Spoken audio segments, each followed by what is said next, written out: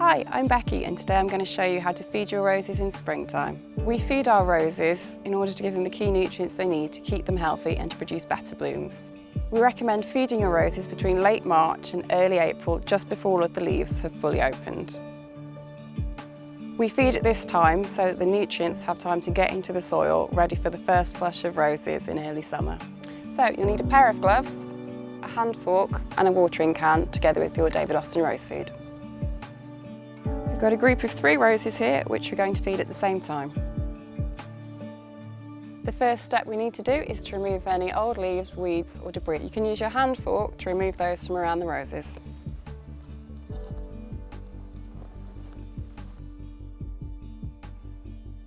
We're going to apply 30 grams of rose food per rose. We're going to spread it around the base of the rose.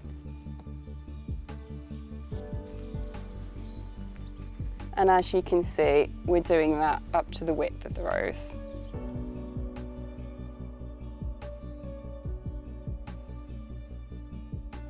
We work the rose food in with the hand fork, mixing it into the top of the soil and around the roses.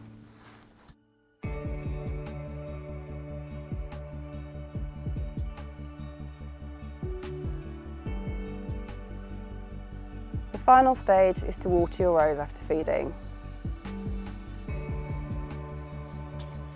Be careful not to overfeed your roses, as it may do more harm than good.